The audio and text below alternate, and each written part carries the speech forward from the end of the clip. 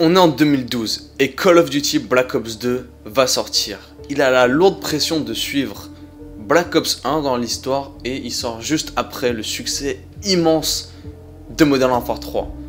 MW2 était aussi sorti juste avant, alors grosse pression pour Black Ops 2 qui va suivre ces trois Call of Duty immenses et adorés par absolument tout le monde. Alors comment Black Ops 2 a fait pour suivre ces Call of Duty? Pourquoi aujourd'hui ce jeu est aussi apprécié? Pourtant, quand ce jeu a été annoncé et que son reveal a été montré, pour la première fois Call of Duty était vulnérable. Le premier trailer avait reçu pas mal de dislikes. C'est vrai qu'aujourd'hui c'est rien comparé à cette atrocité. Mais plus sérieusement, Black Ops 2 au début était mal barré.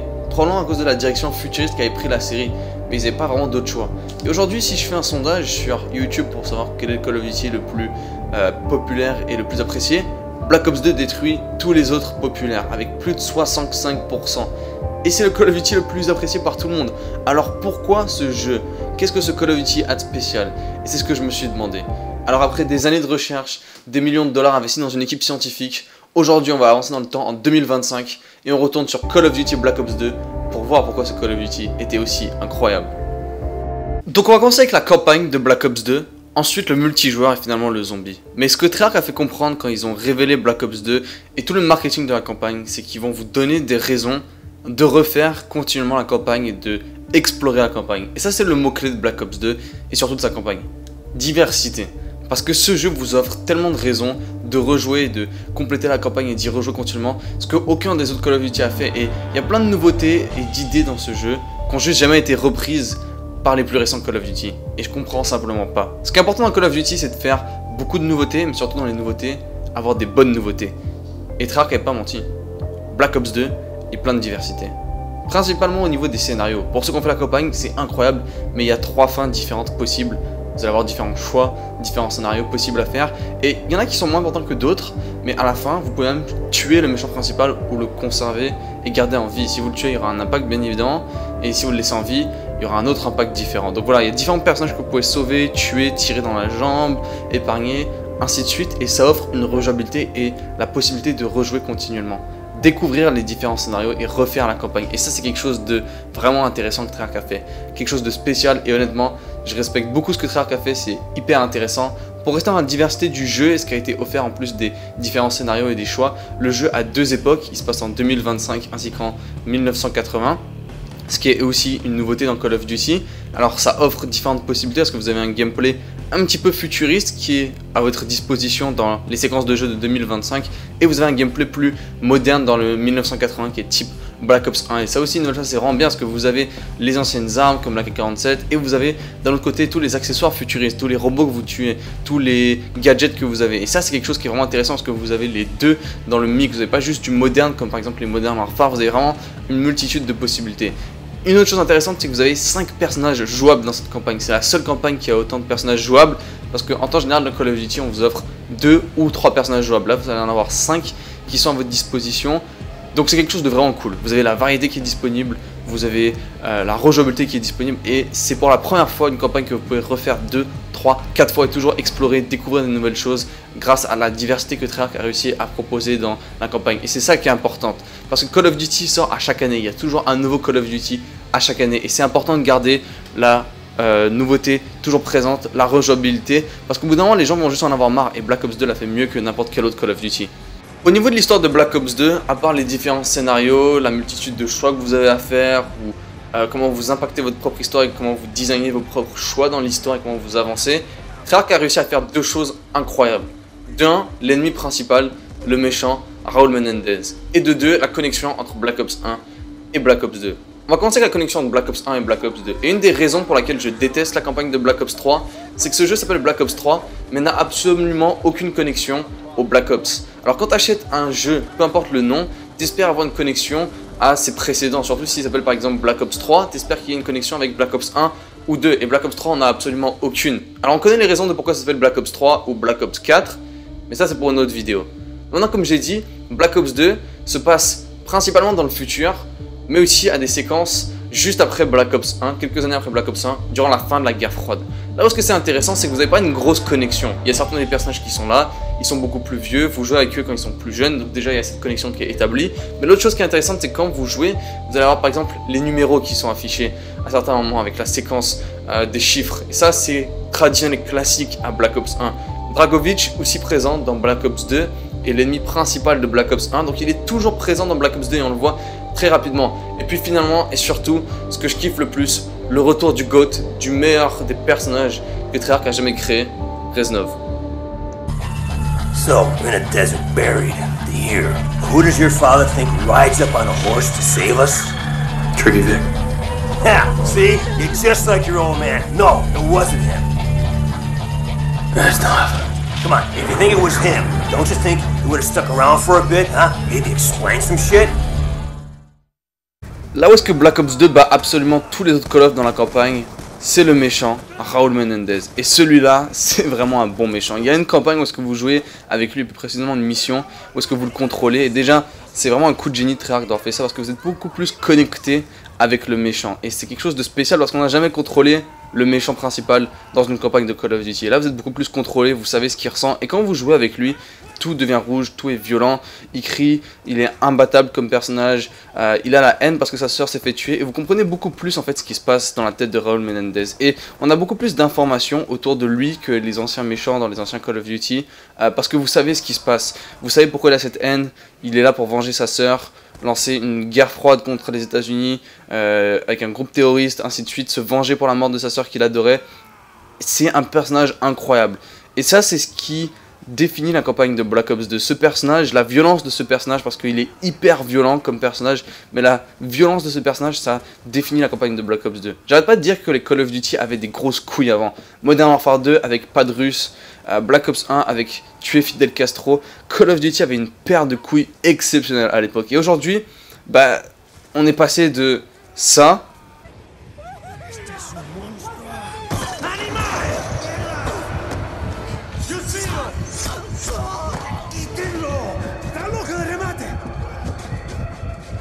à ça.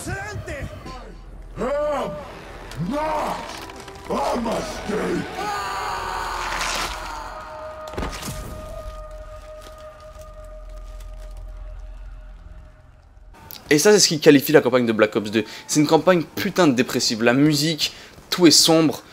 La violence, je veux dire, ça c'est quelque chose qui est incroyable de cette campagne de Black Ops 2. C'est quelque chose que Call of Duty en général faisait de très bien, mais particulièrement Black Ops 2 avec différents types de musique. Ce jeu a une des meilleures musiques et bandes son qui a jamais été faite dans Call of Duty. Et comme j'ai dit, ce jeu s'en fout de vos sentiments, ce jeu s'en fout de si vous êtes Twitter LGBT et que vous vous plaignez des féministes, ce jeu s'en fout de qui vous êtes.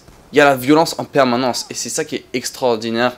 Et c'est le dernier Call of Duty qui a fait ça. Et comme j'ai dit, la paire de couilles qu'avaient les Call of Duty dans leur campagne, c'était incroyable. Et c'est vraiment Black Ops 2, le dernier qui avait cette grosse paire de couilles dans les campagnes, qui avait une vraie histoire violente avec des vrais trucs qui se passaient. Aujourd'hui, c'est juste des trucs bizarres, inventés, avec des célébrités juste pour plaire à une petite communauté éventuellement plus fébrile. Enfin bref, je sais pas comment ça se passe. Et pour rester comme j'ai dit sur Black Ops 2, pourquoi cette campagne est incroyable? Le scénario, les choix, le personnage, les personnages, le méchant principal et toutes les possibilités. J'ai pas mentionné les missions bonus strike qui sont rajoutées dans la campagne. Pas beaucoup de gens ont apprécié ces missions. J'ai pas mentionné le fait que si vous allez plus loin dans les niveaux, vous débloquez des armes secrètes. J'ai pas mentionné le fait non plus que vous pouvez customiser vos classes au début de chaque mission de la campagne. Et ça, c'est quelque chose d'incroyable, honnêtement. Ça offre de la rejouabilité et ce jeu, cette campagne est juste incroyable. Quand on parle du multijoueur de Black Ops 2, honnêtement, il y a tellement de choses positives à dire. Alors, par où commencer? Moi, je dirais parce que Black Ops 2 bat absolument tous les Call of Duty, c'est sa variété et ses choix d'armes. Ce jeu dispose du meilleur choix d'armes de tous les Call of Duty et c'est vraiment important que vous ayez un jeu qui sort à chaque année, qui a besoin d'être frais. C'est important d'avoir des armes mémorables, d'avoir des bonnes armes. Et Black Ops 2, honnêtement, le fait mieux que n'importe quel autre Call of Duty. La création de classe, le système de progression et les armes dans Black Ops 2 avec le gameplay et tout comment vous avez le sentiment et la sensation des armes dans Black Ops 2, aucun Call of est proche de ce jeu. Si vous regardez les fusils d'assaut notamment par exemple, honnêtement, Ceux qui ont joué à Black Ops 2, vous savez très bien que tous les fusils d'assaut dans la catégorie, à l'exception de 2, ont été régulièrement utilisés. Donc déjà, vous avez beaucoup d'armes, beaucoup plus que les récents Call of Duty. Vous avez facilement une quinzaine d'armes de plus. Mais en plus de ça, vous avez des armes bonnes. Vous avez plus que 2 ou 3 armes qui dominent la catégorie d'armes. Vous avez vraiment 2 armes éventuellement mauvaises et le reste des armes ont sa place. Donc quand je parle d'armes mauvaises, la SMR notamment et la SWAT n'étaient pas trop utilisées. Mais si vous regardez le reste des fusils d'assaut, toutes les armes se retrouvaient là. Bien évidemment, il y en avait qui dominaient plus que d'autres, mais toutes les armes étaient vraisemblablement utilisées. Et ça, c'est intéressant parce que quand vous allez sur Black Ops 2, vous avez continuellement l'envie de débloquer des nouvelles armes, continuellement l'envie de débloquer des accessoires, de progresser avec ces armes, de découvrir des combinaisons avec ces armes. Et honnêtement, Black Ops 4 par exemple, qui est le plus récent Call of Duty, et je le prends pour exemple, n'a absolument rien de tout ça. La Maddox domine absolument le multijoueur avec 2 ou 3 autres armes et c'est la fin de la discussion. Il n'y a pas de progression, pas d'envie d'utiliser d'autres armes, de découvrir du gameplay avec d'autres armes. Mais Black Ops 2 c'est le contraire et d'autres armes devenaient fantastiques si vous mettiez les bonnes combinaisons d'accessoires et d'atouts dessus. Notamment la FAL, si vous prenez l'exemple de cette arme, si vous mettiez par exemple un sélecteur de tir qui est un atout propre à Black Ops 2 qui vous rend votre arme totalement automatique et que vous mettez un viseur, cette arme passe d'arme moyenne à une arme absolument monstrueuse parce que elle est automatique, donc elle augmente sa cadence et en plus vous avez un viseur parce que le viseur d'origine était absolument horrible. Et c'est ça qui est incroyable dans Black Ops 2, c'est la progression. Là-dedans ils ont rajouté le système, un camouflage de diamants à débloquer, donc il y a encore plus de raisons de grind sur nos armes et débloquer les camouflages les plus élevés. Ce jeu-là avait fait tout à la perfection sur les armes. Honnêtement, comme j'ai dit, dans chaque catégorie d'armes, il y a 1 ou 2 armes qui sont pas intéressantes et ça offre beaucoup de choix, beaucoup de variété, ça correspond à beaucoup plus de jeux dans Black Ops 2. Malheureusement, les récents Call of Duty ont totalement négligé ça et ça pour moi, c'est la force numéro 1 de Black Ops 2. Quand on parle des maps de Black Ops 2, une nouvelle fois, le jeu a à peu près réussi ces maps. Il y a toujours 2 ou 3 maps qui sont un petit peu laides et chiantes à jouer, mais dans l'ensemble, la plupart des maps sont uniques. Il y a des belles couleurs sur les maps et c'était la première fois qu'on avait des maps à ces localisations. On a des maps sur un bateau de riche, un yacht, on a des maps dans une villa de riche comme Raid. On n'a jamais eu des localisations comme ça, on a toujours été dans des lieux de guerre et donc c'était frais pour une première fois de se retrouver avec autant de couleurs, autant de couloirs différents, autant de manières de jouer. Et aussi Black Ops 2 est le dernier Call of Duty qui a cette qualité au niveau des maps où est-ce que vous avez la verticalité, où est-ce que vous pouvez vous déplacer à plusieurs endroits, vous avez plusieurs échelles et des bâtiments avec 2 ou 3 étages. Ghost avait ça, mais Ghost avait des très grandes maps. Et Black Ops 2 est vraiment le dernier à avoir cette qualité au niveau des maps. Comme j'ai dit, si vous regardez la liste des maps sur le disque, toutes les maps sont différentes, à des endroits différents, aucune map se ressemble, c'est parfait, toutes les maps sont uniques. Et c'est exceptionnel quand vous avez joué à Modern Warfare 2, Modern Warfare 3 et Black Ops 1 qui ont des maps construites de la même manière, de couleurs de la même manière, qui sont dans le style très similaire et que vous avez ensuite les maps de Black Ops 2, c'est juste une fraîcheur parce que c'est des maps tellement différentes. Alors vous venez de voir que au niveau des armes, de la création de classe et au niveau des maps, Black Ops 2 a presque réussi tout au complet. C'est un 9 sur 10 et c'est les 2 éléments les plus importants pour un Call of Duty et un multijoueur. Le troisième élément le plus important, c'est l'ensemble des nouveautés qui ont été apportées. Car comme j'ai dit, pour réussir un Call of Duty, il faut 50% de nouveautés et 50% d'éléments d'anciens Call of Duty. Quand on parle des nouveautés, Black Ops 2 une nouvelle fois, et c'est incroyable, excelle. Et oui, vous allez me dire, je suis la bite de ce jeu, mais il le mérite. Dans les nouveautés, on a notamment le système de score streak, donc c'est simple, vous êtes récompensé en jouant l'objectif, moins de campeurs, plus de joueurs d'objectifs, plus de points, plus de joueurs agressifs et surtout une meilleure jouabilité, c'est beaucoup plus agréable. La personnalisation des classes est également renouvelée, système de 10 points avec plus d'atouts et d'accessoires. Et je veux dire, chaque arme a une dizaine voire une quinzaine d'accessoires. Aucun Call of a autant d'accessoires que ces armes là que de Black Ops 2. Et ça offre tellement plus de diversité. Pour rester sur les nouveautés de Black Ops 2, comme j'ai dit, les 2 grosses, c'est le système de classe et les score streaks. Et ça ramène cette addiction de Black Ops 2 que Modern Warfare 2 notamment avait. Parce que le système justement de score streak, avec tellement de score streaks différents, tellement de possibilités et tellement d'accessoires différents sur les armes, vous donne envie de jouer continuellement. Précédemment, j'ai parlé du camo diamant qui avait été ajouté. Ça vous donne aussi une raison de plus de grind de Black Ops 2 et de jouer sans arrêt pour débloquer ce camouflage rare, débloquer le camouflage or sur toutes les armes de la catégorie, des fusils d'assaut par exemple, et ensuite avoir le diamant sur tous les fusils d'assaut. Et ça, c'est ce qui fait que Black Ops 2 est exceptionnel en tant que tel. Parce que vous avez beaucoup de choses, mais vous n'avez pas trop de choses. Et les nouveautés qui sont ajoutées sont pas trop nouvelles et pas trop poussées pour que ça quitte le familiarité avec Call of Duty. Et c'est pour ça que quand vous jouez avec Black Ops 2, il y a une tonne de nouveautés qui vous offrent la diversité, la rejouabilité, qui vous offrent de la fraîcheur dans le jeu, mais vous n'avez pas trop de nouveautés où est-ce que vous êtes en train de vous dire à quoi je joue. C'est pas Call of Duty. Et c'est ça un des problèmes des récents Call of Duty. Trop de nouveautés, ça tue l'impression de Call of Duty. Et le mix de 50% nouveau, 50% ancien, comme j'ai dit, est parfaitement là avec Black Ops 2. Et c'est exactement la raison pour laquelle le multijoueur de Black Ops 2 est incroyable. Honnêtement, j'ai vraiment rien à dire de mauvais principalement sur le multijoueur. C'est sûr qu'il y a toujours 2 ou 3 détails et des choses qui peuvent mieux faire, mais dans l'ensemble, la règle et la formule gagnante du 50-50 est parfaitement respectée. Quand tu as des maps aussi diversifiées, autant de possibilités avec autant d'armes classiques et surtout de killstreak aussi puissants, tu as tous les essentiels pour faire un bon Call of Duty. Honnêtement, ils ont corrigé l'erreur principale pour moi de Black Ops 1 qui était le manque de killstreak surpuissant. Et à part ça, ils ont tout fait correctement. Ils ont pris les aspects corrects et bons de Modern Warfare 2 et Black Ops 1 avec des nouveautés et ça donne Black Ops 2. Et honnêtement, le multijoueur de Black Ops 2 est incroyable. Quand on parle du mode zombie de Black Ops 2, le mot-clé une nouvelle fois, c'est diversité. Si vous regardez les maps, il y a les 2 maps les plus classiques qui ont jamais existé. Mob of the Dead, Origins, tout le monde aime ces maps, c'est les 2 meilleures maps qui ont jamais existé, sont considérées des 10 sur 10 tout simplement. Mais si vous regardez les autres maps, ce que Black Ops 2 apporte, c'est de la diversité. Chaque map est unique. Et même si je déteste Transit et que j'ai une vidéo là-dessus et que cette map est incomplète et pas terminée, que c'est un cauchemar comme map, même si je la déteste, je respecte la diversité des idées de Black Ops 2 Zombie. Même si les maps comme Nuketown et Buried sont pas des maps que je retrouve souvent à jouer parce que je les trouve rapidement ennuyantes, une nouvelle fois c'est des maps qui ont apporté des nouvelles choses. Si on va prendre l'exemple de par exemple Mob of the Dead, cette map va apporter justement un tout nouveau système pour ouvrir le courant. Cette map va apporter également une arme particulière que vous pouvez améliorer de 2 manières différentes. Et surtout, cette map va amener des équipements différents, dans ce cas-là un Tomahawk de l'enfer ainsi qu'un nouvel atout qui est cerise électrique. En fait, Black Ops 2 a cette particularité que chaque map apporte un nouvel atout, même si c'est pas un atout forcément intéressant, c'est au moins un nouvel atout, ainsi qu'un nouvel accessoire ou équipement. Et c'est la raison pour laquelle je pense que Black Ops 2 a énormément de diversité. Buried par exemple propose la même chose avec un nouvel atout qui est Vautour, et également un nouvel équipement qui est une bombe à remonter dans le temps pour aller dans des manches précédentes. Et ça c'est quelque chose que j'apprécie beaucoup. Origins fait la même chose et donc chaque map a cette unicité, chaque map est unique et a quelque chose de différent que les autres maps. Et ça, honnêtement, aucun autre zombie le fait. Black Ops 1 par exemple, entre Kino Dartoten et Ascension, le Thunder Gun est réutilisé par exemple. Ascension et Moon, les trous noirs sont réutilisés. C'est pas une mauvaise chose, c'est juste que Black Ops 2 a cette diversité et il y a de maps pour tout le monde. Il y a une map extrêmement complexe comme Origins à votre disposition si vous voulez quelque chose de long et compliqué.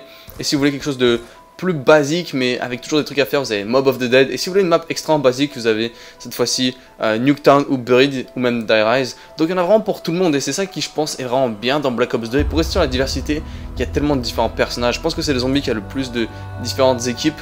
Mais vous avez je pense 4 différentes équipes. Donc ça offre une grosse diversité une nouvelle fois. Et je pense que Black Ops 2, comme j'ai dit, a la diversité. Pas forcément la qualité, parce que honnêtement, la plupart des nouvelles inventions et des innovations sont pas les meilleures, mais au moins elles sont là. Et je pense que c'est clé dans le zombie. Quand tu as un zombie tous les 2 ans qui sort avec des maps régulièrement, c'est important d'avoir de la diversité. Et Black Ops 2 est pour moi ce qu'a apporté Black Ops 3. C'est vraiment avec beaucoup d'idées comme le système de grade et d'autres choses du genre. Ça a apporté Black Ops 3 et sa polyvalence. Faut aussi parler des modes de jeu, parce qu'il y a 2 modes de jeu dans Black Ops 2 et je trouve que c'est quand même quelque chose un bonus on va dire, même si c'est pas des modes qui sont super populaires, c'est quelque chose en plus. Alors j'ai une vidéo en détail sur Black Ops 2 Zombie, donc je vais pas aller dans tout en détail parce que ça va être beaucoup trop long, mais le mot clé comme j'ai dit c'est diversité et c'est ça que vous devez garder. Alors même si c'est de loin un zombie que j'aime le moins, je préfère largement Black Ops 3 ou Black Ops 1, la diversité dans ce mode fait que vous allez jamais vous ennuyer. Une autre fois, il y a d'autres maps que je préfère jouer dans les autres zombies et que je trouve plus intéressantes. Donc au niveau des maps, il y a plus de qualité dans les autres Black Ops. Mais au niveau des inventions, des innovations, je pense que Black Ops 2 est incroyable. Les 3 modes de Black Ops 2 ont été expliqués. Les 3 modes sont très solides et les 3 modes sont probablement dans le top 3 de tous les Call of Duty. Black Ops 2 pour moi est dans la discussion pour être le top 3 des Call of Duty. Mais est-ce qu'il est le meilleur des Call of Duty? Ça va vraiment dépendre des critères que vous regardez et si vous prenez tout en compte. La campagne, comme j'ai dit, incontestablement top 3, le multi aussi. Mais je préfère largement Modern Warfare 2. Quand on me demande mon Call of Duty préféré, je pense que c'est celui qui remplit le plus de critères me concernant. Après ça va dépendre des personnes, certaines personnes n'aiment pas Black Ops 2 et je peux entièrement comprendre pourquoi. Mais d'un point de vue respectif, objectif, je pense que ce jeu était juste le jeu pour la communauté, il y en avait pour tout le monde en fait. Et c'est ça qui est le plus important dans un Call of Duty. C'est vraiment difficile de plaire au maximum de personnes, mais quand vous prenez Black Ops 2, c'est sa diversité qui réussit à plaire à tous les gens. Je pense que ce Call of Duty est le milieu parfait entre le nouveau et l'ancien, et c'est exactement ça qu'il fallait pour que ça plaise à tout le monde. Pas trop d'anciens, pas trop de nouveaux, 50-50. Et c'est la raison pour laquelle je pense que Black Ops 2 a vraiment réussi à plaire à tout le monde. Donc à la fin, pour moi Black Ops 2 a réussi honnêtement dans la plupart des départements. Bien évidemment, j'ai même pas parlé des DLC, du multijoueur, des mini microtransactions qu'il y avait que je trouvais assez raisonnables. Il y a encore d'autres choses que je pouvais dire, mais à la fin la vidéo serait beaucoup trop longue. Alors en prenant toutes les pièces, comme j'ai dit, Black Ops 2 réussit à tous les étages. Et pour moi, ce Call of Duty et un top 3 était définitivement incroyable.